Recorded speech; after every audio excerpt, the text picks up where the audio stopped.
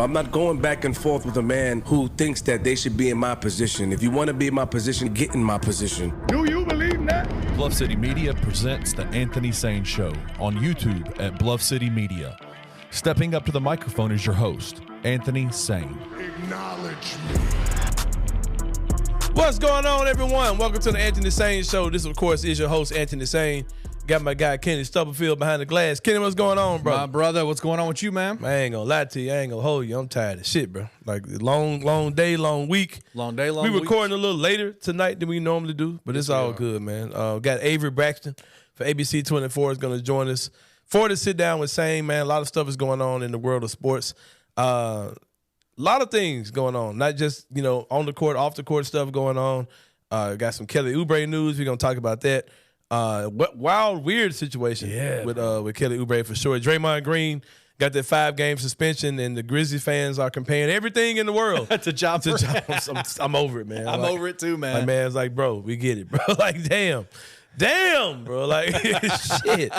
Y'all keep reminding me, like, let's just focus on this 14 we got left. We'll talk about that. Let's stop worrying about this summer stuff. Oh, man. my God. But we do have good John Morant news to talk about today. Yes, we did. Depending on what side of this situation you're on.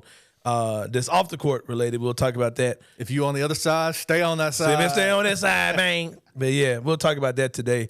And we're talking about a story of redemption today for Inside the Same Brain. A story of redemption, man. I was down on a Tuesday, and now on Thursday when we record this show, I'm up, and we'll talk about that. But speaking of going up and down, your Memphis Grizzlies are lost a nasty game on Tuesday night, man. I turned that shit off, bro. Yeah, I didn't see a second of it. I was out doing my thug thizzle on Tuesday night, enjoying life, celebrating some things, celebrating life, celebrating love, laughter, all these type of things on the other night. So I was out doing my thing. I didn't give a damn about your Memphis Grizzlies, our Memphis Grizzlies the other day, so I did not catch a second of the game. I was keeping up with it on my phone and saw we were getting our ass smacked in the first quarter, so I was like, all right. You put your phone away and said, good. Let me go celebrate. I want to go take a piss. Yep. And I saw that it was that Marcus Smart got hurt, Luke Kennard got hurt. I'm like, all right, man, I don't care. I'm unplug it for sure. Memphis Grizzlies got smacked by the Lakers, set some type of record. Ask Sean Coleman. I don't know. I always wish I could like process stats and like information and cool stuff like those type of guys, like the Sean Colemans, the Peter Edmondsons, and that's just not me, man. I don't know how they do it. It looks cool, but it ain't my thing. You know what I mean? So, shout out to all the to that. But the Lakers, like I said, set some type of 3-point record. Oh man, that reflux, I'm gonna throw up. But nah. You good, bro? Yeah, you got that Bang energy drink in you. Yeah, man. I'm awake, but that gas is something else. But now, the Grizzlies, like the Lakers set some type of record on us. Shot 60%. Yeah, and Anthony Davis beat the shit out of Jaren Jackson Jr. Dude, listen. Yeah, he put a beating on him that game. Man, there's something that happens in the NBA. I'm gonna talk about two things. First of all, our fan base isn't used to this at all. Like we've got a lot of fans that because if you became a Grizzlies fan in the last 10 years, you've seen nothing but playoff runs except for like literally 2 years. The year more than that, 2011, so like 12 years. Yeah, you've seen nothing but playoff runs. Yeah, you know what I mean. So you've become kind of spoiled. We're a very spoiled city, very spoiled fan base when it comes down to the Grizzlies, and we're not used to being in these territories, man. And we're also, something else we're not used to here is we're not used to drafting young players and watching them develop into stars. Right. In the time that the Memphis Grizzlies have been here, we've followed that path with really one guy. Right. Because Mark was a little older. Yeah. I think he came over like at 22, 23 years old, something like that. He had already played professionally for Spain. And he wasn't a college player, so we watched him as a pro. Right. But definitely Mike Conley for sure is a guy who is a heralded, high school player, heralded college player. You drafted him young. You drafted him as a one and done rookie. Right. Top 4 pick, and we watched him develop. He's like the only dude we've done that for, you know what I mean? And then you get some would say Powell, but Powell We gave up on him. We gave up on him. Yeah, we traded let him go before. Yeah, yeah. We didn't see prime Pau Gasol here. yeah. That was in L.A. Yeah, but now you've got top 10, top 15 MVP candidate Ja Morant, who came in, who was an instant star. He came in ready to roll. He's a star, right? And then your other two guys that you're calling stars on this team, who are your Jaren Jackson Jr., your Desmond Bane. Those are two guys that you drafted, and you've had to watch them develop into stars. You take the good with the bad, you know what I mean, with those two guys. Bane is a little older. I think he was at least a 3-year player before he came out. Was he 3 or 4? Might have been 4. Might have been 4. Yeah. Yeah. So he's about the same age as John Jaren. Jaren, of course, man, I went down a YouTube rabbit hole, right? Because LeBron calls Jaren Jackson Jr. J-Jack on this video, right? People are like, what the hell is he calling him J-Jack? That ain't a nickname, bro. And I'm knowing in my head, I'm like, I've heard this before. Like, I remember we were doing the Outsiders podcast, me and Cam Rose. I remember, like, this conversation came up because the nicknames for Jaren at the time were kind of goofy. I was like, all right, this is some goofball stuff. Like, there has to be something else that they're calling Jaren that's already out there. So we did a little research back then. You know, the internet kind of moves and changes. Like, we found his nickname was J-Jack, right? That was like a nickname that was going around. I think it might have been like a family name. Man, I've never heard that before. Bro, I heard that 6 years ago. Like, I mean, it's just something I had stuck in my mind that I've heard J-Jack is Jaren Jackson Jr.'s nickname. So I'm like, I'm on YouTube trying to find other like remnants of J-Jack that haven't been scrubbed from the internet. You know what I mean? Right. So I'm going down that rabbit hole, and I find Jaren Jackson Jr.'s draft night video, right? Yep. And Jaren looks like a freaking weird-ass looking kid, man. Like a baby deer, bro. Like super skinny, man, no hair. Yep. Like super goofy, man. And I'm like, I see the version of Jaren we get now, who's still a super silly dude. But he's becoming a man much more than he was then.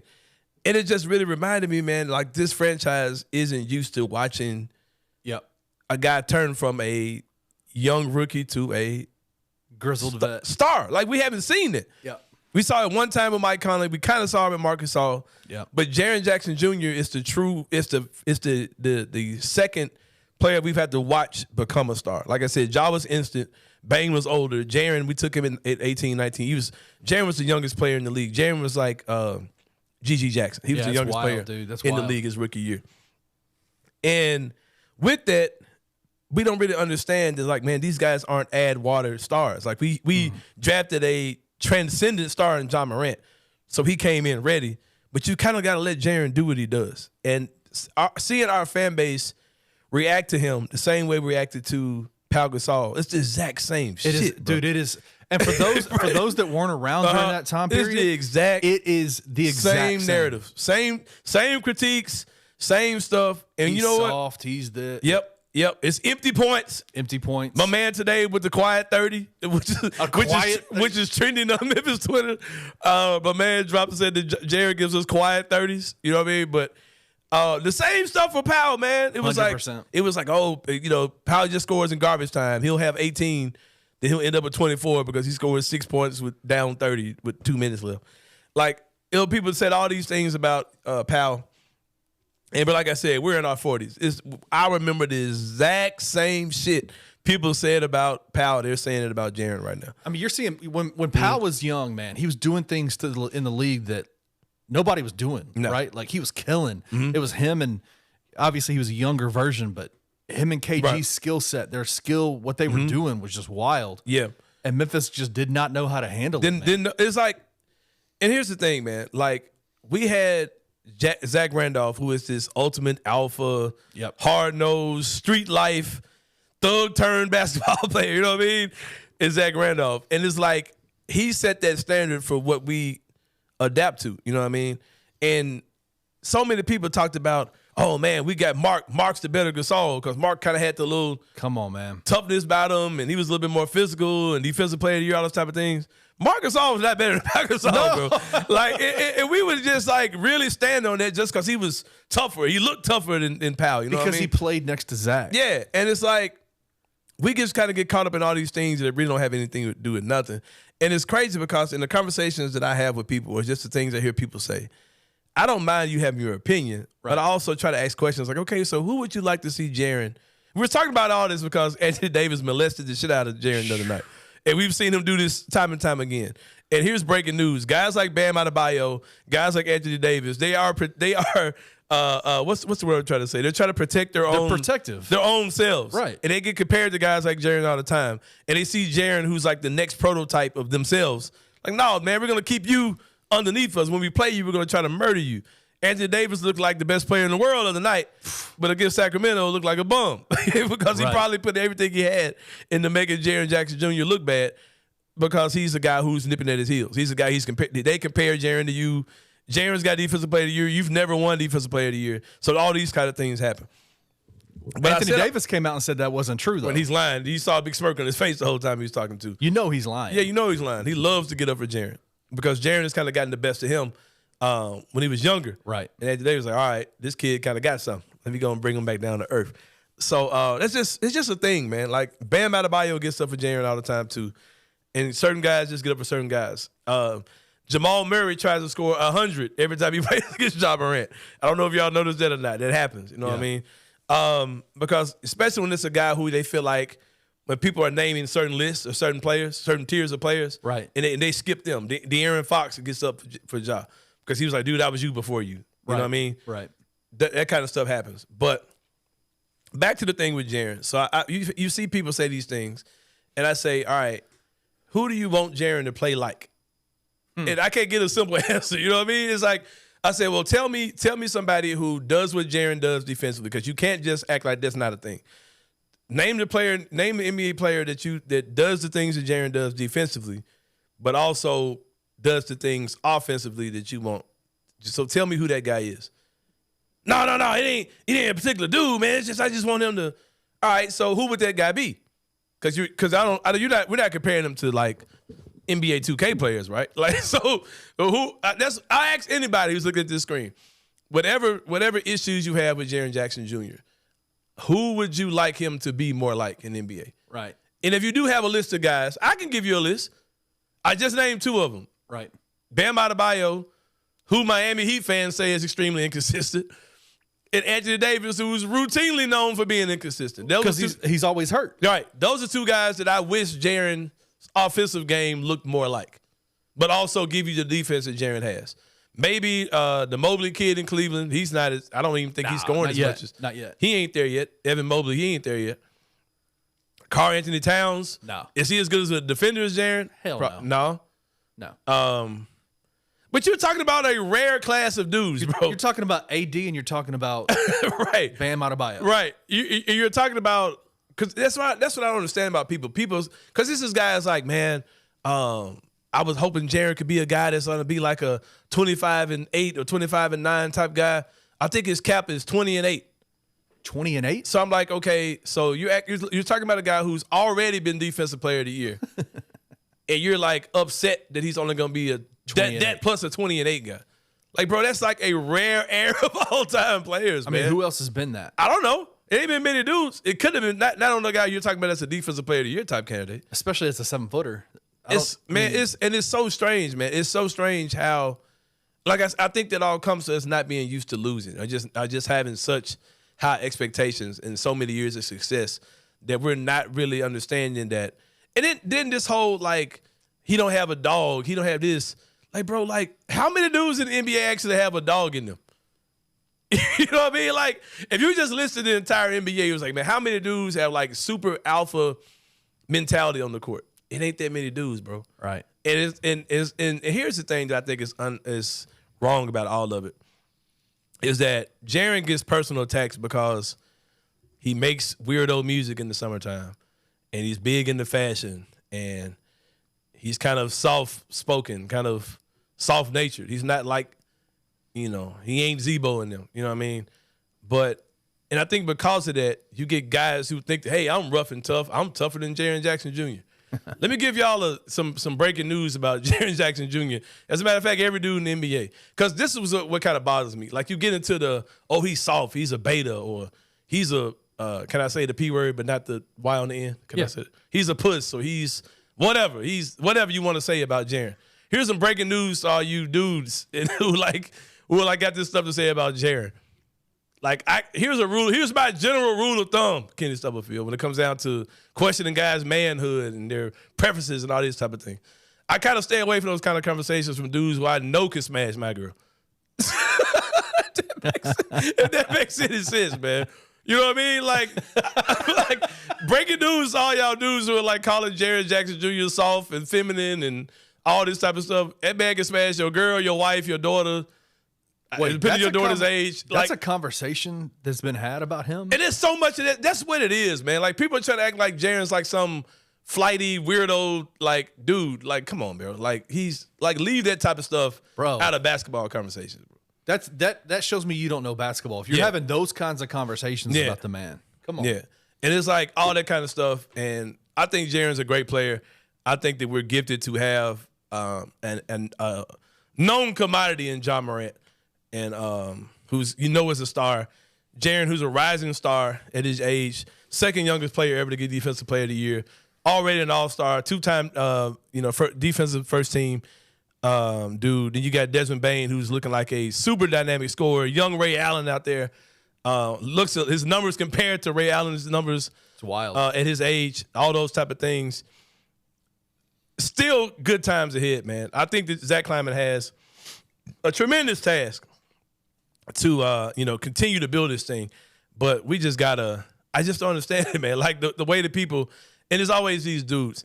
And I'm gonna say this right here, man. Poor EJ. Shout out to my guy EJ, man, who puts the grid spaces together. He does typically the post game stuff. I think is what he does. And I think my guy, what's another guy? Memphis Wilcox does like the game previews early in the morning on game day. Got a few other people that do spaces. Christian Ingram. Good friend of mine. He does spaces sometimes. Zach Boyd from Sports 56 and the Tri-State Defender. He does the Tri-State Defender spaces. And I'll say this real quick about spaces because there's been a lot of talk about spaces this week on Twitter and the various people who put those together. I'll say this real quick. Little inside baseball. I've done radio for years, and something that can be very frustrating is when you open up your lines for callers, right? Oh, man. Because when you let callers in, you're at the mercy of what they say. Because even if you screen these dudes, whatever, when you give these guys the microphone through their phone, there's nothing stopping them from saying anything they want to say, right? Anything. And it may be something offensive, it may be something racist, it may be something just dumb or whatever, right? But you're trusting those people when you give them the line. I was paying for radio time on a station about 10 years ago, right? Right. Me and Cam Rose were paying for radio time on the AM radio station. I don't want to say another station on here, but they're barely existing. So, but anyway, we were paying for time, right? And we would kind of listen to the other shows that were on that station. And one of the shows, they had people that called in every day to their show. And I don't mean like, hey, this is Johnny in North Memphis. Jaren Jackson Jr. sucks. It wasn't like that. It was like, I'm calling in every day and we're like doing a segment. Yeah. Like, at that point, I've taken over your show, bro. Like, you're paying for time or you're the host of the show, but now I'm almost like a co-host because I'm calling into your show every day and we're talking and I'm a personality now on your thing. You know what I mean? It's kind of turned to that type of stuff. It's like, all right, bro, at this point, like you're just kind of harvesting a way for idiots to get their shit off every day. Yep. You know what I mean? So, and I say that because when the whole Spaces thing first started, I was like, okay, this is pretty cool. This is like Clubhouse, right? Yep. I was like, all right, this is pretty dope. So I checked it out. I was like, oh, no, this ain't dope as I thought it was. This is pretty goofy. You know what I mean? And I remember a good friend of mine, DC the Snapper, who's a local photographer, because this is around the time that I wasn't doing radio anymore, and I was thinking about getting back into podcasting, right? So he was like, man, don't podcast, man. Just do a space because you can record the space and, like, just do that, right? So I was like, man, I said, bro, there's no way I'm doing this. He said, why? I said, man, because it's giving too much of a voice to dummies. It's just like taking calls on the radio, right? So he didn't really understand the analogy, but I understood exactly what I was trying to say, right? Yep. And when I talked to other guys in media, they was like, man, no. I almost said, I can say, fuck no, I ain't doing no damn spaces because it's giving too many voices to dummies, right? Right. And so I'm kind of looking into the future. So now the whole spaces thing is cool, like if the team's winning, because it's like, hey, y'all, let's talk about this dope-ass win.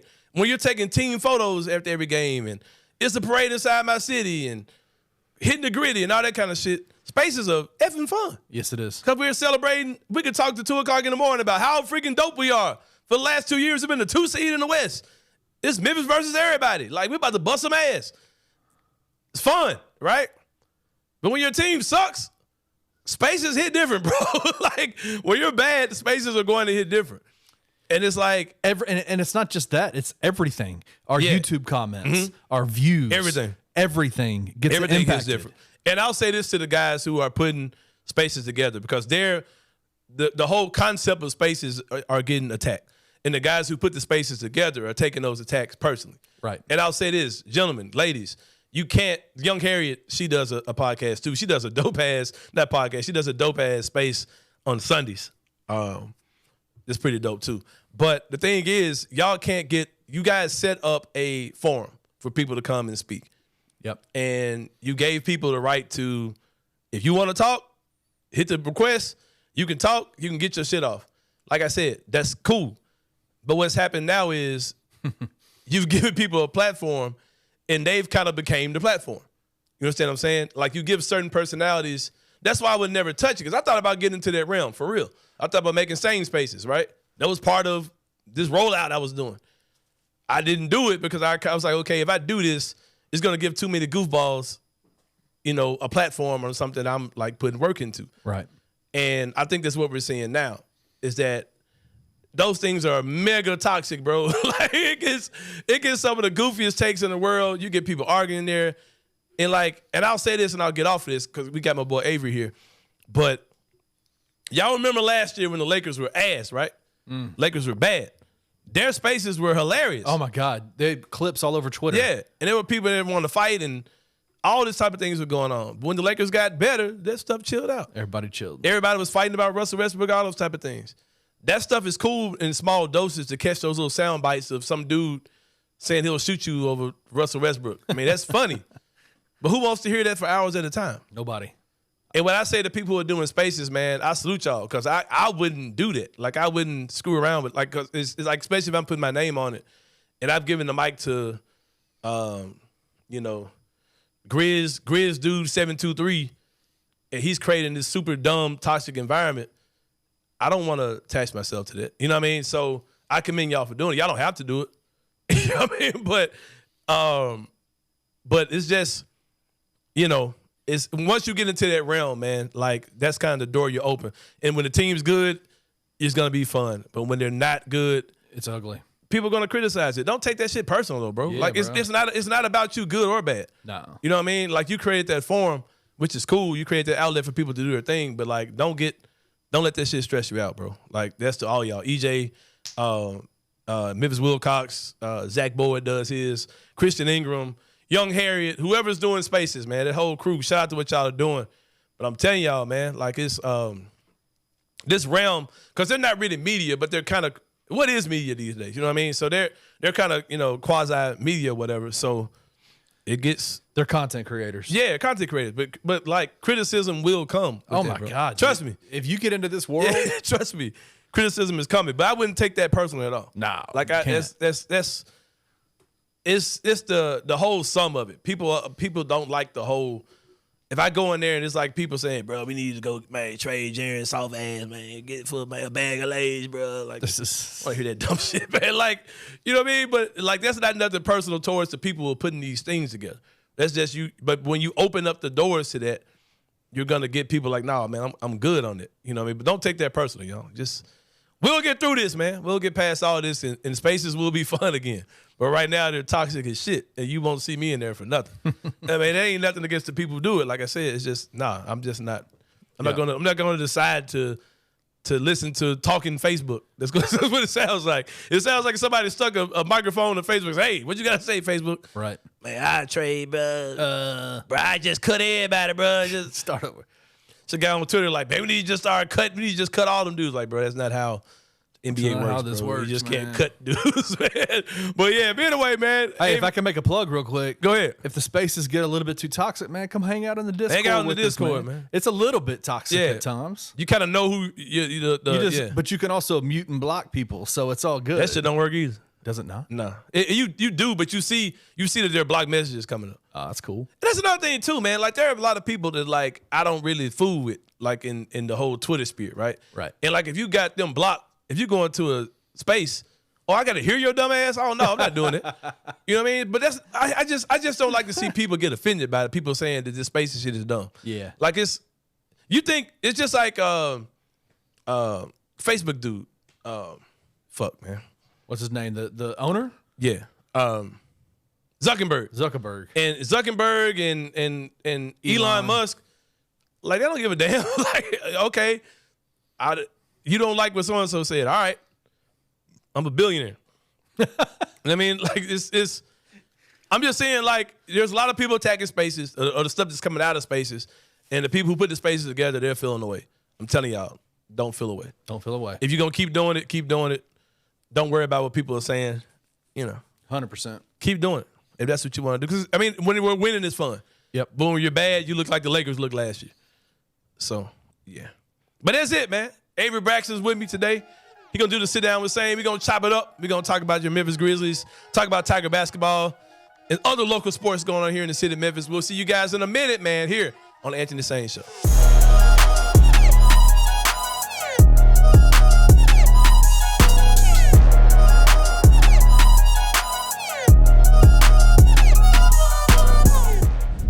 Just taking off of, I don't even want to talk about the players first. Just taking off of Penny Hardaway coach team's track record. Mm-hmm. They typically, historically, play up to competition, whether they're the inferior team or not. And we've seen that throughout the last couple of years.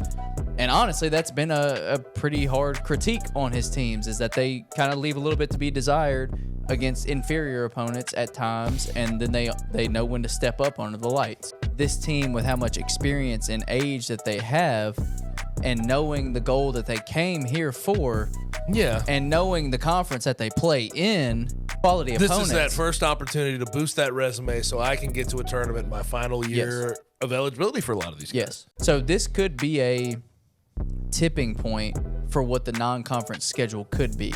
Right. And I just feel like with a team with this many experienced veteran guys, they understand what's in front of them. Tune in to On the Bluff with Christian Fowler and Gabe Kuhn every Tuesday at 12 p.m. on the Bluff City Media YouTube channel.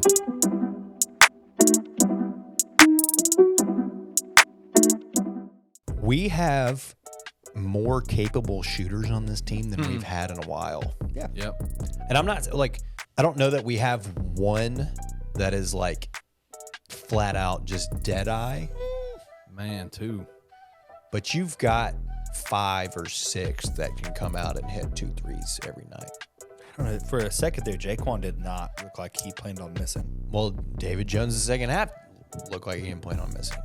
I mean, Nick Jourdain's knocking down balls. Jonathan Pierre threw one in there. I don't know if this is going to make sense, but they looked more like a team than previous Penny teams. Does that make sense, what I'm saying?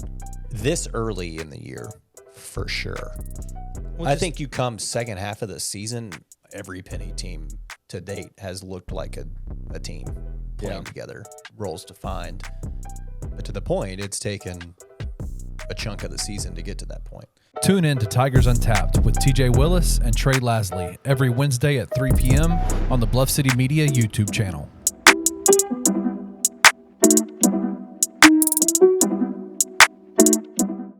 Bluff City Media and Bluff City NIL are proud partners of Coaching for Literacy, a Memphis nonprofit using the power of sports to impact childhood literacy. When you donate to Bluff City NIL through Coaching for Literacy, your gift is 100% tax deductible. This partnership is a win-win-win. Tiger student athletes win in the NIL landscape. Coaching for Literacy wins by engaging Tiger student athletes in this monumental cause.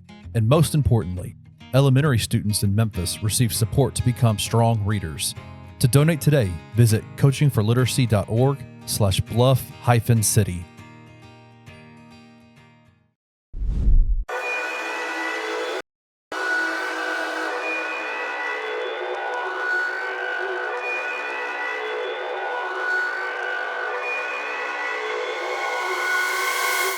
All right, y'all, welcome back to the Anthony Sain Show, to sit down with Sain with my man Avery Braxton, man, from ABC 24. Y'all know him, you love him.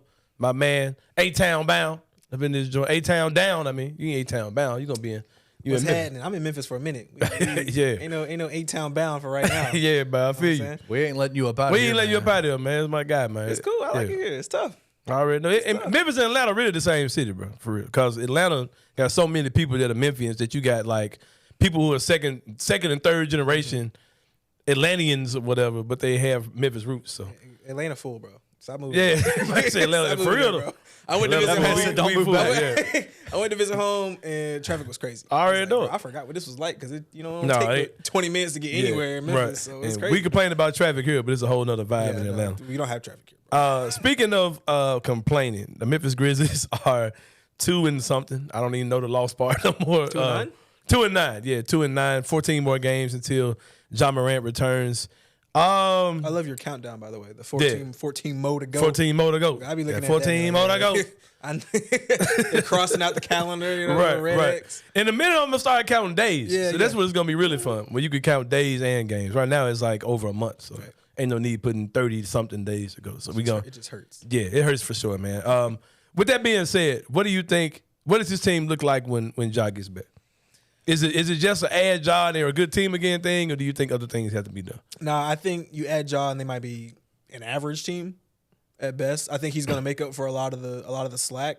Because at the end of the day, like, you still have 3 stars. You got a superstar, you got 2 all-stars in Ja and Jaren, and then you got a star in Desmond Bane who potentially could be an all-star. So they're going to be good. I just think there's going to be too much ground to make up at that point. And we're talking about maybe, hopefully, possibly making the play-in, you know, and you're hoping that there's enough ground that they don't have to make up, that they can get in the play-in. Because a lot of teams in the league are ass this year. Like, there's a lot of average to bad teams around the eighth in the West to the bottom of the West.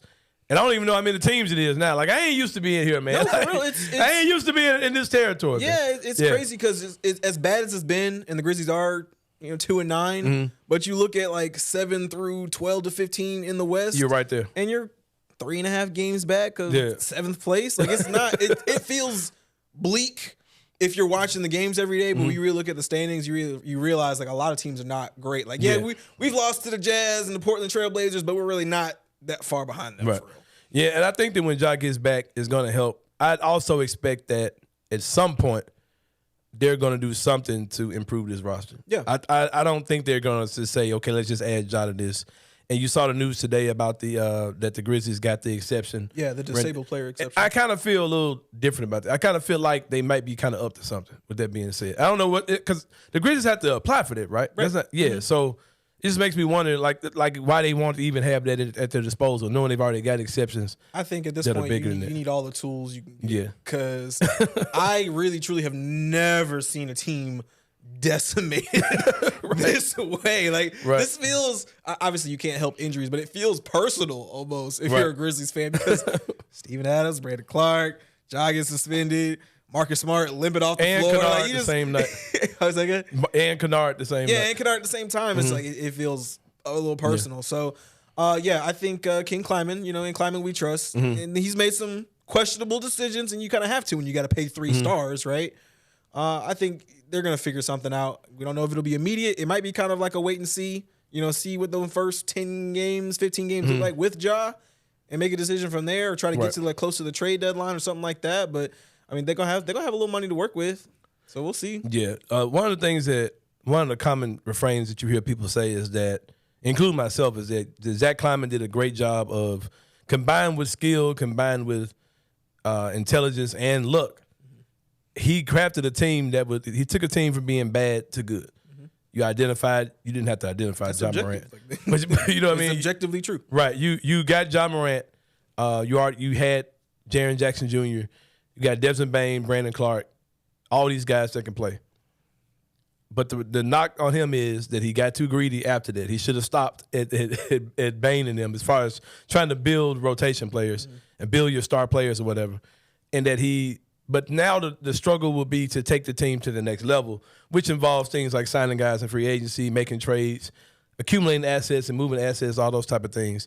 Do you agree with that? That is a huge question mark for him. I think the struggle is you don't expect to get 3 stars. Mm-hmm. You know what I'm saying? Like, I think that's the hard part. You look at a lot of teams in the NBA, the big market teams can afford 3 stars. Mm-hmm. Most teams can't afford 3 stars. And you're in a position, or Kleiman was in a position where, like, I got to figure out how to pay Jaren, Ja, and Bane and have a supporting cast around them so that we can maximize the window that we keep saying is open, or maybe it's closing, or whatever it is. And you just got to figure out a way to pay those guys. So, like, you got to let a Melton go. You got to let a Slow-Mo go because you can't afford to keep them around and keep that core. So, like, you're hoping that you hit on some of these young guys in the draft, and some of them have been great, some of them haven't. At the end of the day, though, like, the real problem is you got hit with injuries, and you can't help that. You really can't, because you're talking about, if this team is healthy, you're talking about a Marcus Smart, you know, as your 3, or maybe your backup point guard. You're talking about Steven Adams. You don't have Biyombo in that scenario, but you got a Brandon Clark who's been really good. We've seen that. We've seen Xavier Tillman look like he could be all-world sometimes. So I think you had a solid team, and with that team that I just listed, you were second in the West.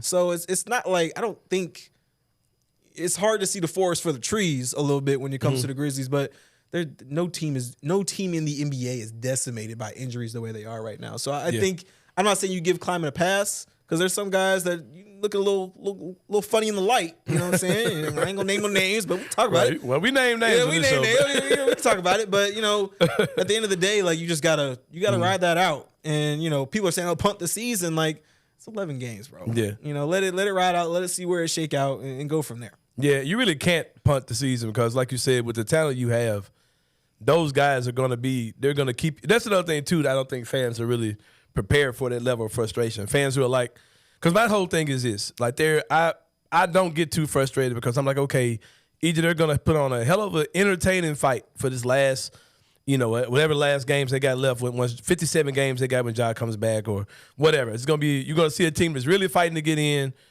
It's going to be a real fun ride. You're going to be watching the standings every day. That's going to be super entertaining. You're not going to see that, or you're going to see a team who – you're going to see that regardless. You're going to see a team fight. Yeah. And either going to get in or they're going to just be out. So you're going to have a lottery pick if you don't get in. But you're talking about 14, 15, somewhere around that range. Not just this team is not going to be bad enough where it's like, okay, we're about to go get the number 3 pick in the draft. Like, that's not happening. So I think a lot of fans are going to be frustrated on that end if you're thinking, well, punt the season. Punt the season is not going to look like what you think it's going to look like, because those guys, Ja, Bane, and Jaren together, that team is going to be good enough to put up a fight for the rest of the season. So I think that's one of the things that is going to frustrate fans who think that this is a season, who are looking at the reverse standings. Like, I think that's a waste of time. I can understand a little bit. I mean, because I don't think the Grizzlies are not going to be at the bottom of the West entire you're season. second in the West back-to-back years. You tend to get a little spoiled. You know what I'm saying? And that's happened, You know, we're not supposed to be here. Hey, man, stuff happens. You got to roll the punches. And that's something else, too, man, that I talked about in the beginning of the show as well, is that in the time that the Grizzlies have been here, we've been a good team. Like I want to say that in our 25 years, close to 25 years of being here, I think we've had 15 playoff. Like, we've been to the playoffs an exceptional amount of times in the short time we've been here, like, compared to other teams, other franchises. And I think that our fans, especially when you look at coming out of the grit and grind era with Mike Conley, Marc Gasol, Zach Randolph, Tony Allen. You got past that torch, and it's real easy to be bad. But listen what I'm saying. We really didn't have many years of being bad. It was like one. You know what I mean? You were bad the year you got Jaren, and then you were bad another year. Like, but you weren't like bottom of the West bad. Right. Then you turn around and got a job, and they were immediately a good team. Like, they went from being bad to good quickly. It was like a year and a half of badness, and now you're right back, you know, being one of the top teams. So our fans really haven't had this huge window of losing. They haven't gone through what the Sacramento Kings went through. They didn't go through what the Phoenix Suns went through. 20 years of, you know what I mean? So playoffs, crazy. Yeah, so like, we haven't really had those type of experiences here, man. So I think that that does contribute to a lot of the, you know, the frustrations or whatever. Something else. Shout out to DeMichael Cole of the Commercial Appeal. He put up this tweet that had our roster listed from the number of guys who actually played every game. Yeah.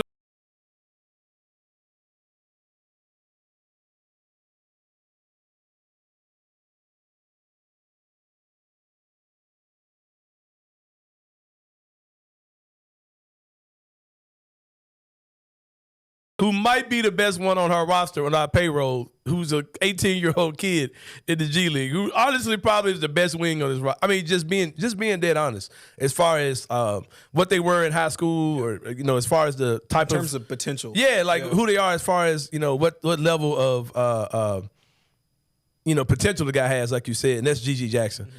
I see Jake LaRavia, who looks like Mike Miller in the G League. It looks like Andre Miller today in the NBA. Come on. I mean, it is crazy, man, because people are like, and I'm seeing people say things like, well, if this was Gigi Jackson doing this, everyone would be hyped. And I'm like, yeah, because we've seen Jake do this before, and then come to the NBA and not know what he's doing. Yeah. And that's what you call your 4A guy. He's too good for 3A. But he's not a pro, so he's a 4A dude. He's stuck in the middle. You know what I mean? It's a lot of guys that fit into that description. So then you look at Zaire. Zaire did all the talking. He was talking about all the things he was going to come in and do this year, and nobody worked harder than him. Maybe he worked too hard, man. He may just be tired, and maybe that's what's going on. But no, you got Zaire, who's not looking like anything. David Roddy's fine, but not as a 7th, 8th man. He's probably a guy that's more like a 9th, 10th man on the team. But their wing situation just looks really bleak, man. And I said that all just to say this. If you're Zach Kleiman and you realize that probably one of the most important positions in the NBA is having versatile wings that can dribble, pass, and shoot. Yeah. Play defense, knock down shots. How do you remedy that when the bag of beans you have is not even worth trading for? Like, how can you creatively upgrade those guys in the middle of the season? I'd say the way he's been trying to do it has been in the draft, and that hasn't really worked out so well so far. Or stick them in the G League till they turn into something. Yeah, I mean, right now they just don't have a whole lot of options. You know what I'm saying? Because I think the hardest part is you want to be able to use some of those guys. You need a wing, but the thing you want to give away are your wings, and they just don't have a ton of trade value right now. So in the middle of the season, I really just don't know what you do. You know what I'm saying? Because you want to try and make a trade, and it almost feels like you got to give up something else that you really don't want to give up. And you're hoping like, okay, well, dang, we really need wings. Well, maybe we trade away Brandon Clark. But it's like, well, Brandon Clark doesn't really have trade value right now either because he hurt. Steven Adams is the same way. It only takes one team, though. It only takes one team. Yeah. And you got to – but the thing is, a lot of the teams don't really feel like they're tanking right now. A lot of these younger teams that are bad, they are bad, but they're not in like – tank mode. Right. You know what I'm saying? The Spurs don't feel like they're in tank mode. They got Wembanyama. They're in a rebuild, but they're not in tank mode. So, a lot of those teams, what you got? You know what I'm saying? Right. I give you a pack of chips for it. You know what I'm saying? It may take something that we've never seen Zach Kleiman doing, and that is really coming off of draft capital. Like, you might have to send significant draft capital. Yeah, you might have to send out like Zaire Williams and like multiple first-round picks to get something to get a team to bite. You know what I mean? And even then, it's not. I feel like it's still not going to be. You might not get fair value for that. Yeah, it's not going to be fair value. It'll be something where like, all right, we can get through the season with this. But you might just have to eat it. We got to try and get that back somewhere else. You might just have to eat it for sure. But they've got to do something. I think this is one of those years where you can kind of plan for next year and compete at this year at the same time. I think those are the type of moves you need to do. It's going to have to be that way. Because if you look at it, man, if you get Brandon Clark or Steven Adams back or both back or whatever, and you decide to keep Biyombo, your front line is really solidified going into next season. You know what I mean? Yeah. So if you probably let Tillman go in that scenario. Yeah, and I think that's kind of what their plan is anyway. I don't think they have long-term plans for Tillman. So if you got Biyombo, bring back Adams, Clark, Santi, Jaren, even if you lose one more of those guys, that's a very solid, front court as opposed to what you had opening day this year. So what are we talking about? Right. You're decimated by injuries. Right. The team is not bad necessarily. You have a weakness for sure in your wings, but the team itself, the way it's constructed, is not.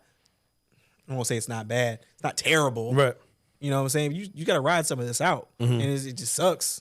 But you got to eat it. Like you said, you got to eat it. Yeah. At the same time, like you can make plans for the future without being like, oh, punt the season. Punt the season is a loser's mentality. I ain't gonna sit here and hold you. I don't like hearing that. Oh, we're a tank for whoever. Like Victor Wembanyama ain't sitting out there in the draft. You know what I'm saying? Like, that's a once in a generation type of player. And even before then, this particular draft does not look like there's gonna be any kind of superstar level player.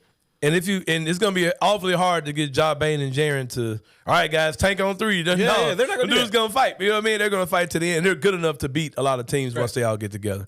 Yeah, man. But switching over to Tiger basketball, the excitement in this, I don't know, man. It's kind of frustrating to me because it seems like this is the season that people should be excited about. For sure. I just don't. You don't feel like there's excitement? I don't feel like the level of excitement this year.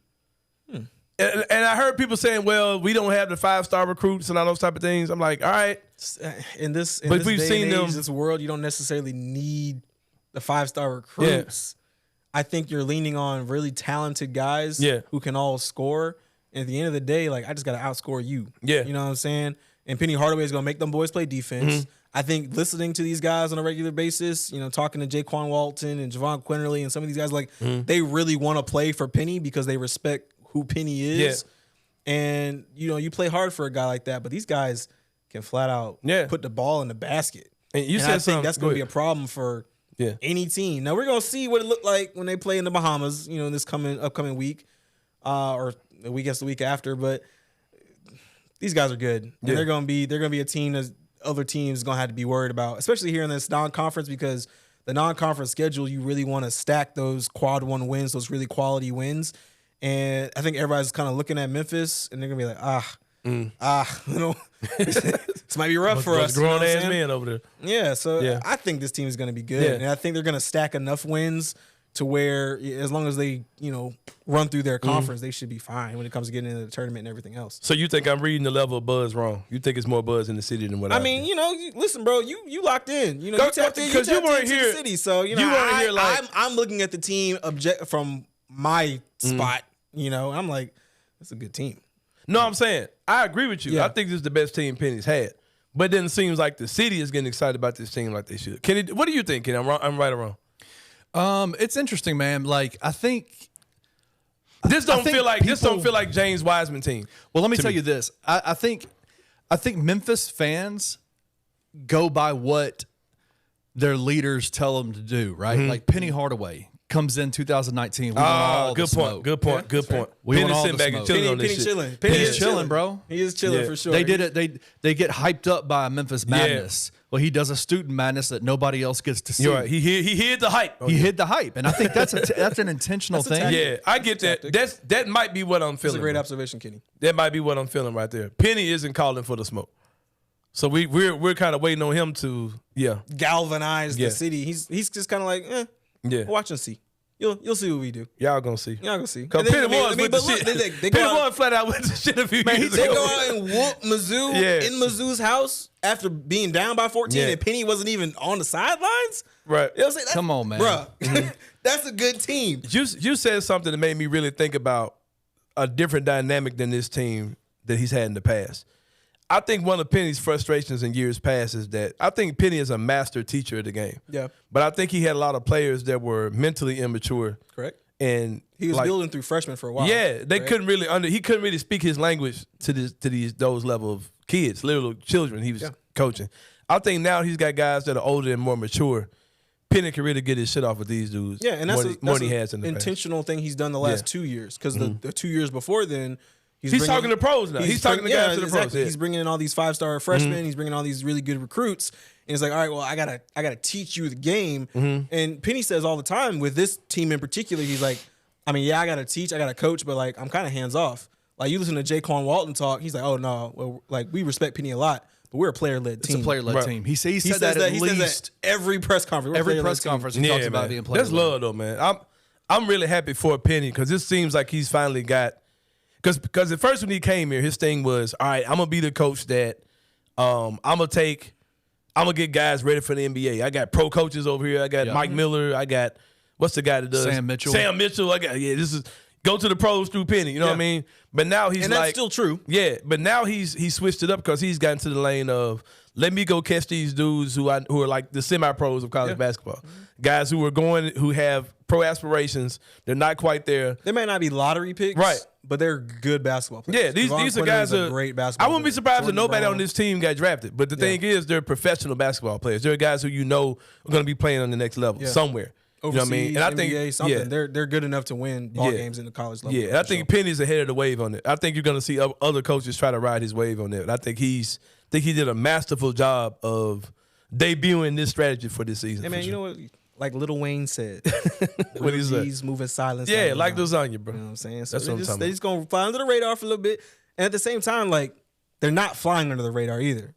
They just missed the top 25 after beating Mizzou. Yeah. So like they're getting the buzz. It's gonna be there. Yeah. You just gotta stack wins. I think they're gonna bust a lot of people's ass open this season. Like for real, man. If you think about it, like I was joking last show because it was like Caleb Mills came in the second half and shut down whoever was doing stuff for Missouri. Right. I said, that dude, I said, I don't know who that kid is that plays for Missouri, but he's probably 19, 20 years old. Like Caleb was like, all right, brother, grown ass man. Like bro, you ain't scoring shit. You ain't scoring shit this half, bro. And it's just like if you playing outside, you playing pickup game. Yeah, all right, bro, that's it, bro. Like get out of here. So I think you're gonna see a lot of moments where you just see them grown man and doing grown man shit in these dudes, bro, for real. Yeah. But I love it. I'm excited for it, man. I think it's gonna be a super dope year. Yeah, because and Penny's maturing as a coach, man. He's not the coach he was, a few years ago. Switching over before I switch over to the ladies' side, do you think Penny's done some things that are kind of unexpected with the starting lineup, but not? I don't want to put too much out there, but there was kind of talks that this wasn't a new thing, that this is kind of the lineups you saw in practice and all these type of things with Caleb Mills and Jordan Brown coming off the bench. Do you think that's something, because it's working? Yeah. So is that something you think he'll keep doing, or is that, I think so. I mean, I think we're still really early in the season, so you're still doing a bunch of tinkering, right? You still don't quite know what you have. But I mean, listening to Penny, we've asked Penny about this. And what he says is, like, listen, bro, we got in that first iteration of the starting lineup that we saw, is like we got 5 guys who are all kind of like alphas, right? You know what I'm saying? So for him, it's not a demotion for Caleb Mills and Jordan Brown. It's more like, hey, when that second unit comes in, we want you two to be the focus of the offense with that unit.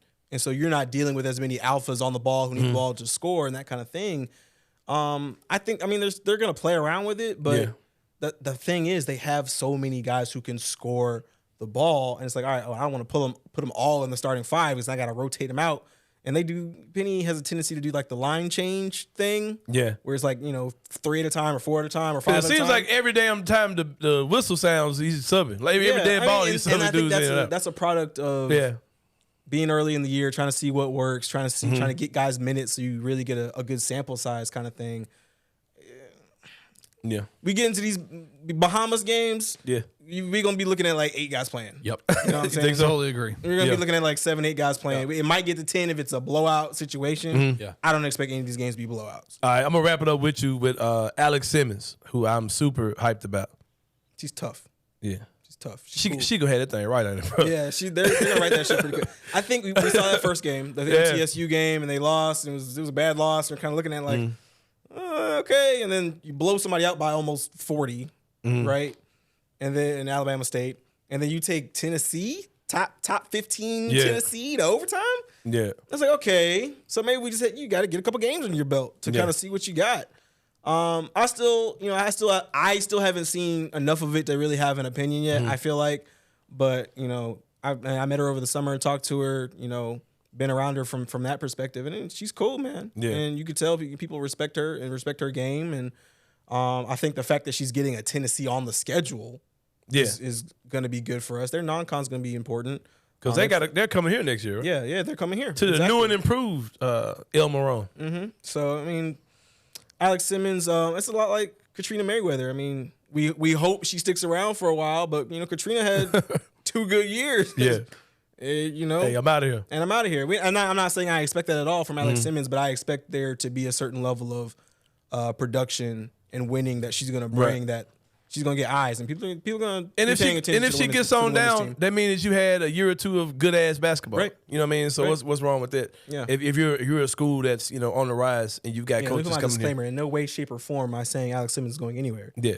Because she got plenty of winning to do here in Memphis. Yeah, she gonna take care of the thing, man. She's a good coach. Yeah. We're gonna see it. Well, Avery, man, I appreciate you coming out with me, brother. It's been as good as always. So I can talk everything the full gambit with you whenever you come on, man. We got to do this again soon, man. Yeah, man. And we're doing it on ABC 24, 6 and 10 every day. Make sure you check us out. We're on social media. We got the YouTube shorts. We got the news, linear news, YouTube, all that kind of stuff. So make sure you check us out. Yeah, my boy. I appreciate you having me, man. Avery Braxton, ABC 24. About to take a break. When we come back, it's a 3-pointer. We'll see y'all in a minute, man, here on the Anthony Sain Show.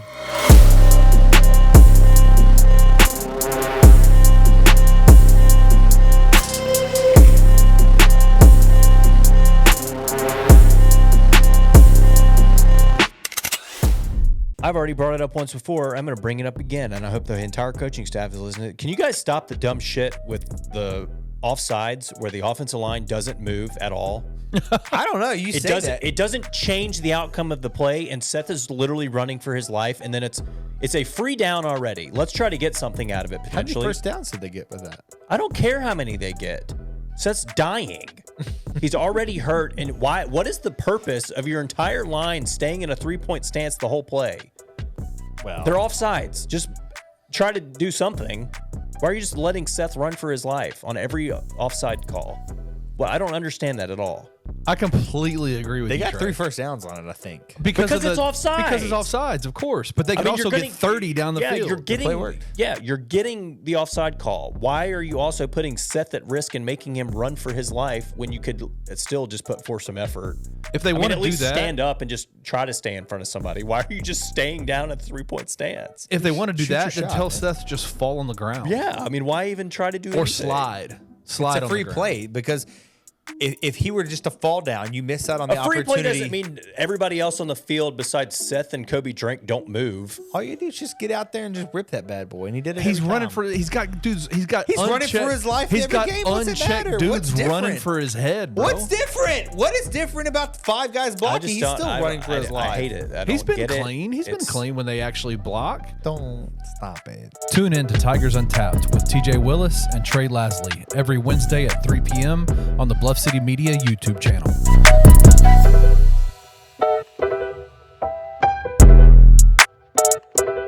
All offseason, our biggest point of contention or our biggest question mark, Memphis finally has all the pieces that they've been missing in the past. They have 3-point shooting. They have bigs. They have everything. They have the star point guard. They have everything they haven't had in the past at the same time. The one drawback that we could consistently go to was they've never played together. Yep. It's a new team. How's it going to mesh? How's it going to work? How are they going to get through this crazy non-conference schedule with a team that hasn't played together outside of a few months practicing? Yep. And they answered that question. First test passed as an A. Yeah, because we've been so concerned about chemistry and gelling and how long is the gelling going to take. Can't have that. The conference is too bad. Non-conference schedule is too good. And they answered the bell. There's a different sense of urgency for Penny with this particular team because I think he knows what he has. Yeah. Tune in to On the Bluff with Christian Fowler and Gabe Kuhn every Tuesday at 12 p.m. on the Bluff City Media YouTube channel.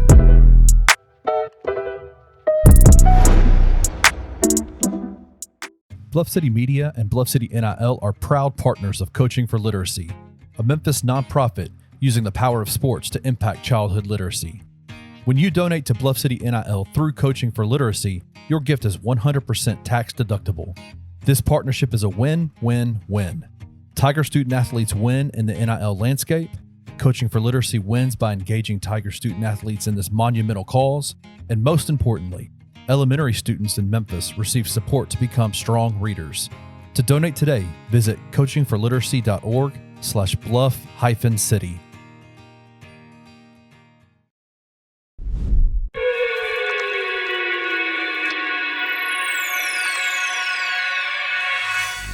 All right, y'all. Welcome back to the Anthony Sain Show. Shout out to my boy Avery Braxton for ABC 24. My man Avery, man, A-Town down. Not bound. Not bound, because he got to stay in Memphis, man. It's always been amazing to me, like, with the different people who come through here. Yep. Like, they really be liking Memphis for real. Yeah, like, for real. Some of them. Like, some of them you can tell they don't want to be here. Yeah, that's fine. But some of them is like, yeah, they're down for real, man. Because Avery's in there talking about, oh, man, the soccer team's up 2-0. Yeah. I was like, look at my boy, man. It turned into a whole Memphian. Why you care about men's Tiger soccer out here, man? But, yeah, shout out to my boy Avery for sure, man. The 3-pointer is here where we talk about 3 things going on in the world of sports. I'm going to put out a disclaimer. I don't know anything about any of this stuff I'm about to talk about. You know a little bit. I know enough, man. You know enough to get in trouble. But that's what you were here for, man. I'm here for We're you, going to man. chop it up. There's one thing I do know about that I can pretty much talk about in a little bit of detail. Let's go. is Draymond Green. 5-game suspension. Memphis Grizzlies fans. Bro, if we're going to compare everything from now until the end of the world to Ja Morant's 25-game suspension, that's going to get tiring. It's already tiring. It's tiring. I had this conversation with Michael Harrell. I shot him a text. I said, Michael, I love you, brother, but we got to stop talking about Brandon Clark and Steven Adams. Bro, like, in your equation of stuff, of reasons why we're losing, them guys been gone for 2 years, man. Like, we ain't seen Steven in a year and a half, bro. Yeah, you're not going to see him. Like, let's stop using that as a reason. And with that same light, I would like to say, let's stop talking about comparing everything to Ja Morant. I get it. I was one of the biggest advocates for why Ja shouldn't get these 40 and 50-game suspensions. I think 25 was a little heavy, but it is what it is, man. We just got 14 more games of it. It's behind us, man. I don't have time to compare every suspension to Ja Morant, and I'm not going to play the ethical court. And there are people talking about Draymond Green assaulted somebody. I'm like, all right, man. Like, but here's the thing, and I'll say this, and I'll kind of move off of this. Stuff is kind of based on precedence, right? Yeah. Like, there are dudes who like punch dudes on the court, man. Of course. And that's about this. I think this actually is bigger than some actual fights that have happened. Like when dudes have swung on dudes in contact. Serge Ibaka and Robin Lopez. What did he get? Like 3 games? Like 3 or 4 games. Yeah. So let's just. And they full on swung and it was throwing blows. You know what I mean? Yeah. So yeah, this is about right, man. Like I don't.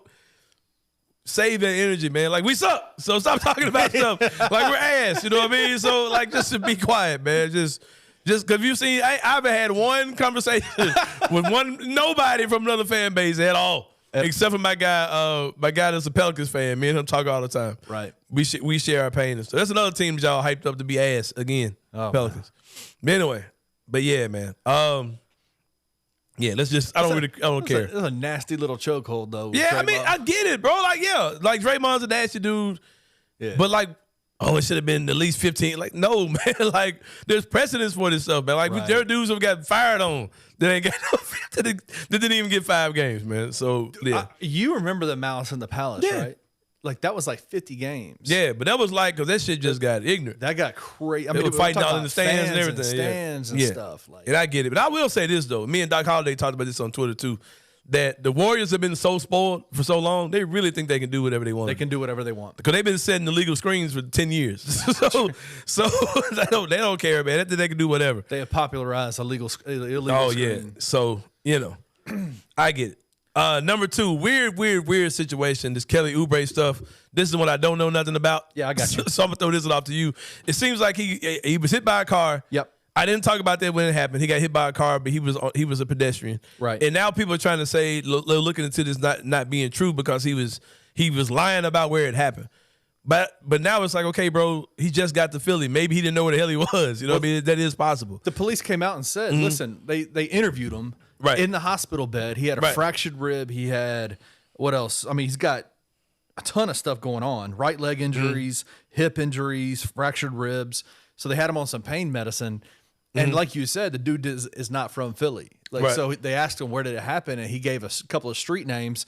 And it turns out it's not where it was. And so obviously people are freaking out going, okay, did this even really happen? And then TMZ today posts Ring doorbell footage of Kelly Oubre coming back into the apartment after he got hit by the car. Yeah. And immediately saying, I mean, you could tell he is fucked up. Going, he was looking, he took that car crash like a light-skinned dude, too, man. He was looking real, the man was looking sexy as hell.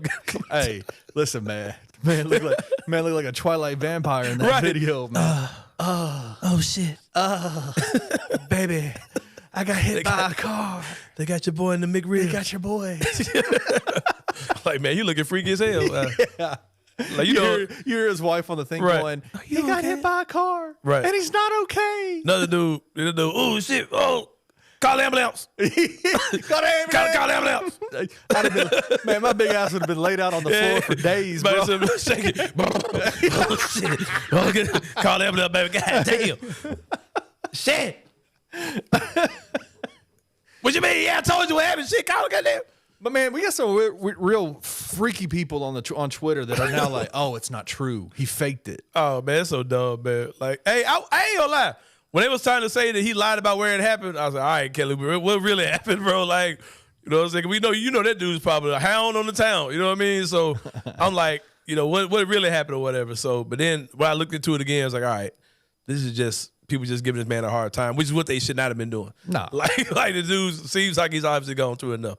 Even though he was looking freaky as hell when he walked in on the camera footage, man. But thoughts and prayers for Kelly Oubre that he gets past all the bullshit. Speaking of Kelly Oubre, is another guy the Grizzlies should have signed in the offseason. I didn't want to say it then because I was tired of hearing it, but yeah. The fact that the Grizzlies haven't spent $1 in free agency outside of Derrick Rose in his league minimum contract, you could have got a guy like Kelly Oubre who can hoop. But anyway. Probably wouldn't have got hit by a car either. Probably not have got hit by the car. But if he was at Top Golf. He might have had an issue if he was I was about to say that, but I was like, I don't know if I should. But a convenience store. Damn. Man. Driving a Hyundai. Oh, man. If he'd been at Top Golf, he would have been Man, bro. Thoughts and prayers for my city, man, for sure. But some issues, bro. Yeah, but number 3, another legal issues. Ja Morant got some good news today, man. I don't know the full details of this either. I don't know nothing about this shit. Yeah. Other than I'll give my interpretation. You tell me if it's right or not. I think it was debatable it was still up in the air on whether or not Ja could speak from a, hey, this is self-defense type thing with the issue with Joshua Holloway. Right. And I think that this court order allows him now to testify saying that this is self-defense. Well, they have to give, like, when the defense gives their defense, they have to, it has to Better be. defense, the Grizzlies' 3-point defense or Ja's lawyer? Definitely Ja's lawyer. Because I guarantee the Lakers ain't shooting 60% from 3 on Ja's lawyer. That dude ain't going. But now, basically, you have to get it, like, does the evidence line up with, can you make your argument that this is because in a lot of cities, there's this law, in states, there's this law called stand your ground. And it basically deals with, you're able to, if you feel like you're an imminent threat, in danger, whatever, you're able to stand your ground and fight back. Because prior to that, if somebody were to, like, be breaking into your house and you shoot them, you could go to jail for involuntary manslaughter or whatever. But they're saying stand your ground.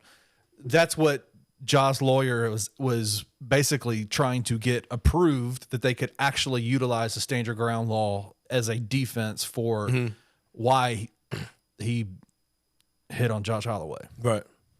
So this kind of feels like Ja's about to walk away scot-free. Well, I don't know. I mean, they got to prove it, right? Like, it depends on how far they want to take this. But, I mean, it's a civil court situation. Right. Ain't like he's going to jail. He ain't going to jail or anything like that. But, the fact that they were able to, the fact that he's able to use self-defense as a argument is a good sign for Ja's pocketbook. Or man purse. Does Ja carry those? It's more of a Jaren thing, right? That's a Jaren thing. The beta. No, I'm joking. Such a beta. Bunch of gamma-ass dudes called it. I guarantee you, Jaren, if you brought your girl around Jaren, if you wanted her, she's gone. Your alpha ass, your girl would get took by this by this beta dude in Jaren. With a purse. Dude with a purse and his ankles out. Would take your girl. A dude with a sequin shirt on, man. Would take your girl, bro. But yeah, these dudes are weirdos, man, for sure. But yeah, that's it, man. That's a 3-pointer, man. When we come back, inside the Sain brain, hours of redemption are coming. We'll talk about it here on Anthony the Sain Show. See you guys in a minute.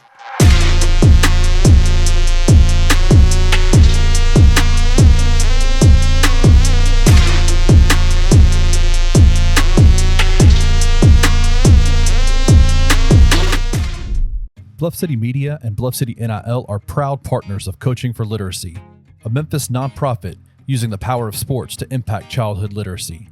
When you donate to Bluff City NIL through Coaching for Literacy, your gift is 100% tax deductible. This partnership is a win-win-win. Tiger student athletes win in the NIL landscape. Coaching for Literacy wins by engaging Tiger student athletes in this monumental cause. And most importantly, elementary students in Memphis receive support to become strong readers. To donate today, visit coachingforliteracy.org/bluff-city. Can we start with like the little positive you can take from it? Yeah. I'll start. They won the game? They won. They're 3-0 in one-score games in conference. Positive. Yeah, so they're 8-2. Negatives. That defense, I don't even know where to begin with how to fix it. No. Like, you can't even And a guy who had 4 yards all year and now has 202 yards. And 3 touchdowns. And 3 touchdowns. He ran for 198 of his 202 yards in this damn game. Outside of that, like the other thing they did, play action tight end in the flat. And he had 117 yards and 168 that the quarterback threw for. Yeah. Doing that. Yep. Can't imagine it's that hard to game plan for a plan like that. Defensively, you keep getting beat. Yeah. In equally depressing ways. In different ways. Yes. It's changing every week. Getting worse. It's not going in the right direction. Tune in to On the Bluff with Christian Fowler and Gabe Kuhn every Tuesday at 12 p.m. on the Bluff City Media YouTube channel.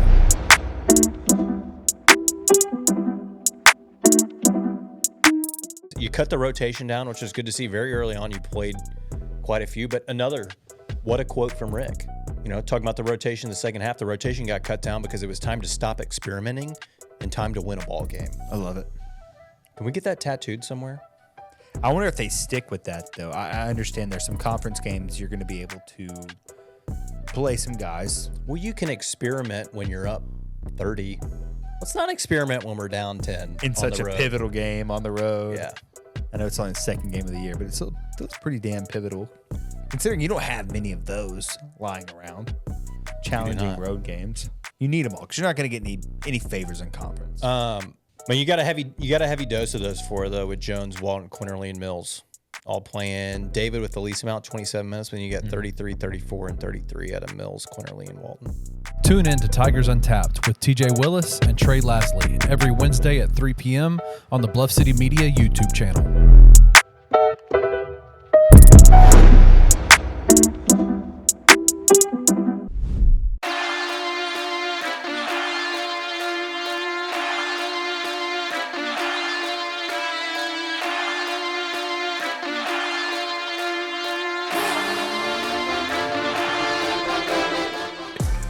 All right, y'all, welcome back to the final segment of the Anthony Sain Show. Shout out to my man, Avery Braxton, ABC 24. My homie, man. The man. Came in, had a great segment, man. We had fun with him. Three-pointer was fun for sure, man. Let me give off some real beta energy, man, because, you know, us Drake fans are typically betas, according to the alpha males of the world.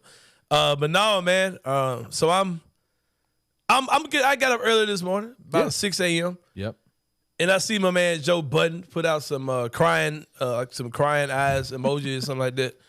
So I go into the replies to see what he's talking about, and people are like, "Oh man, that dude went and just dropped the album and finna make another one about you." I said, "Oh shit, what happened?"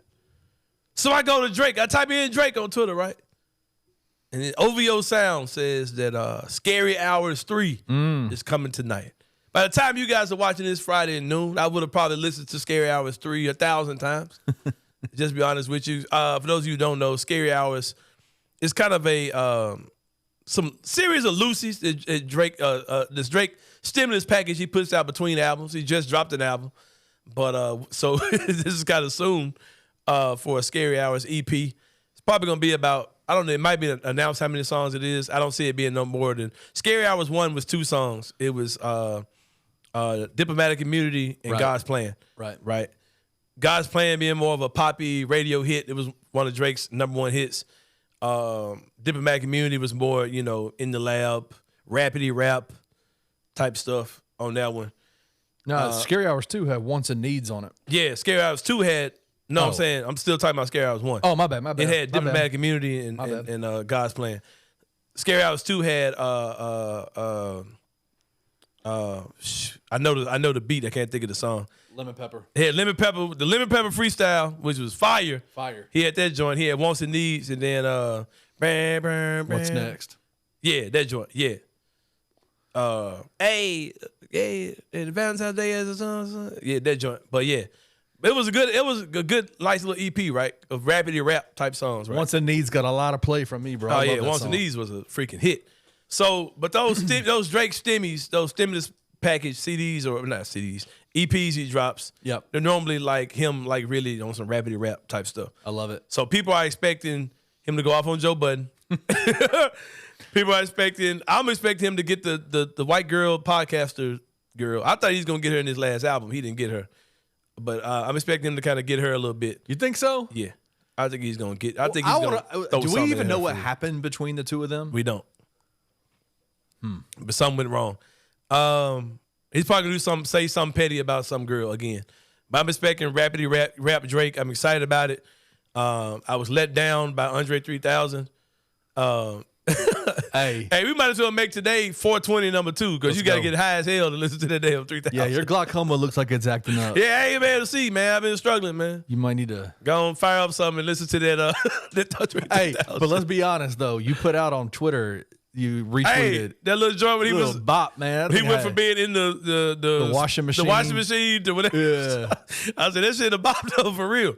But here's my point, man. I think it's going to be good sonically. I think it's going to be nice sounding music. Of course. But it's just wow. It's just, bro. If I could just hear you sing, talk, Hit something, me with something with it. Just, even if you're like kind of talk rapping, man, Yeah. like jazzy scatting or whatever, like something, bro. But like just hearing you play the flute is really gonna piss me off. But like I said, but you're gonna listen. my glaucoma has been twitching. Yeah, man. I can see it. I think I will take a little medication and then hop on that Andre 3000. But thank God for Saint Aubrey for giving us a stimmy. Let me ask you a question. When someone drops an album that you like, do you look at features first, or do you look at first? Man, I don't do nothing. I listen. Like Latrell Freeman. You know Freeman, right? Yeah. He's Titan. Young Titan. He's a rapper here in the city of Memphis. He'll call me and be like, man, I went straight to so-and-so feature, or I said, well, I'll be like, huh? I do the same thing. Hell no. I do the same thing. Bro, I collect action figures, right? I'm a big-ass nerd. Y'all might not know that. I collect action figures, right? And, like, when I buy them, I tear them out the box and I have them loose. And the guy who I've got a dealer that I buy action figures from. I would meet this guy, like, behind Top Golf parking lot. Nah, I meet this guy like behind buildings and like he opened up his truck and he got like, Stop it. Yeah, man, I got that Black Panther, man. That ain't true. I got that. I ain't lying, bro. I used to meet That's up with this true? dude. Yeah. A guy used to meet me and like we'd just go, I'd buy stuff out of his truck. Like action figures, like superhero action figures. And That's hilarious. but he was like, I know you unbox. He was like, don't ever unbox in front of me, bro. Like don't ever let me see you do that. Because it pisses him off? Piss him off, right? He And wants that's to how I see am about like I got you. my favorite artists when their Yeah. albums drop. I don't skip nothing, man. I gotta go at least 2 days of just straight runs. Nah, bro. Before I start skipping around. You go to certain songs? I want to see features first. Nah, I gotta Let hear me it. because there's certain guys that if I see that you did a feature with them, I'm like, oh, this shit's about to be fire. But I kind of like the build up of waiting for that song to come. I like to listen. I gotta listen to it as you put it out, man. See, you have more patience than I do. Yeah. I have a very severe case of ADHD, I think, where I want to hear like I'm very snobby when it comes to the music I listen to. There's certain things I like. Like I'm not a big sing-song Drake fan. Like I don't like the singing. I love singing Drake. I like rappity rap Drake. Like that's what I want. Yeah. And so when I see that he's got a feature with Lil Baby, I know that song is about to slap. Like I know. But as a divorced, unmarried man, the singing Drake songs kind of hit me. No, I feel you. Especially when he just be on just some bullshit. Like I get with them songs a lot. I feel you. But what I was about to say, when you're listening to music, like for instance, this Scary Hours, right? I know I'm probably gonna have my AirPods in and listen to this while I medicate my glaucoma. Right. Same for the 3000. Yep. But I don't like digesting music like that. I like my music I like to listen to music for the first time in the car while I'm doing some driving. In the car. Yeah. Interesting. How you like to listen? What's the best way you like to listen to music? I'll do everything with headphones in. For real? Everything. I guess I can't really sit still enough to do that. Yeah. But like but like when that Drake joint came out, like the dance joint, like the house music joint. Yep. Oh man, I was AirPod City. Man, my house was clean for about 6 months straight, nothing on the floor. Man, that was the best album to clean your house to ever, fam. Yeah. With the AirPods in, man, my house was immaculate for about a 6-month run off of that album, bro. But yeah, man, I'm excited. Like I said, Drake's about to give us a stimmy. It's probably gonna be at least 3 or 4 songs max. I'm sure it's gonna be something 4 a.m. somewhere, 8 a.m. somewhere, 2 p.m. I'm expecting some type of timestamp song to be on there for sure, where he just goes in. He's gonna get Joe Budden's ass. That's happening. That's sure. a no-brainer. Some woman that you didn't know he was even dating, he's probably gonna put her out there. How unfair is it of Drake to have these women sign NDAs for dating him, but then he puts their business out Hey, there? man. That's the way NDAs work, man. If you're the one that gets people to sign NDAs, you can say whatever the hell you want. They can't. And then Drake be like, "Oh crap! I didn't know Drake was dating Wonder Woman." Like, it's like, when did you do that, man? When did you date her? Like, since when did you start dating the Black Widow? like Drake dated Miss Marvel. When did that happen? Captain Marvel. And the other Black Miss Marvel too. like, when did that happen, Drake? Oh man. But yeah, man. But yeah. But anyway, bro, it's been a great show. Shout out to my boy Avery Braxton again, man. Yeah, praying for my Grizzlies, man. The Tigers play tonight, Friday, right? Yes, sir. Against some schmoes. The final game of Alabama State, baby. Yeah, that's whose team is that? Is that Tony Matlock? Yeah. Yep. And his son, TJ Matlock. Yeah, that good hair gonna be sweating off. And Tony Matlock has the best hair in the world. The best line I've ever seen. Man, that man got them deep ass waves in his head, man. But now, yeah, Tiger basketball plays tonight. Tiger football Saturday. I'll be in the house, man, for sure. Still looking for that black extra large T-shirt if y'all got it. Don't give me something new, man, because white folks y'all don't really wash y'all shit like what? Bro, y'all do not wash clothes, bro. The hell out of my face. Kenny, I guarantee you got a set of clothes that's dirty. You will pick up and just put them joints back on from last week. Absolutely not. Bro, but you also married too. Yeah. But don't give me no nasty ass shirt you ain't washed, man. If y'all got a shirt for me, I prefer new. But y'all do shit like sleep in the bed with your dog and shit. And oh man, okay, that hit too close to home. Hey man, ain't nothing wrong with sleeping in bed with your dog, man. Give me a new shirt, man. Give me a new shirt, the extra large joint. Give me them no hey, man. deodorant stains all about the arms. Man, that one hurt, man. Bro. Man, y'all be sleeping with dogs and kissing dogs in the mouth. Man. My dog sleeps in the bed with us. Sharing a Subway sandwich with the dog. Oh, here, Sparky, bite this shit. Doritos. That's the mayonnaise on it. That's the thing at our house. Dog Doritos. got his face, got his whole mouth in the damn bag of Doritos and shit. Y'all be doing that. Eat this Rotel, Sparky. Eat this. Get his whole mouth in the goddamn Rotel. I know I've seen y'all cooking videos like feeding the dog while you feeding the dog, then sprinkling the shit with the same. It's a third kid at the house, man. No, for that reason, just give me a new shirt. I'll get you a new shirt. Don't give me no shirt that's been on y'all, bro. Probably the dog's been wearing it. Right. I took it off of Sparky. The game. Why the hell I'm itching? I took it off of Sparky. Well, I'm itching this one. Yeah. Oh, Sparky was wearing it today. It's okay. Oh, man. For Kenny Stubblefield behind the glass, man, it's your boy Anthony Sain. We'll see you guys next week, man, and we out of here. Thank you for listening to the Anthony Sain Show. If you enjoyed this episode, leave a rating and a review wherever you download your podcasts. Also, like and subscribe to Bluff City Media's YouTube page. For comprehensive coverage of Memphis sports, head over to www.bluffcitymedia.co and find out how you can become an insider. We will see you back here next week.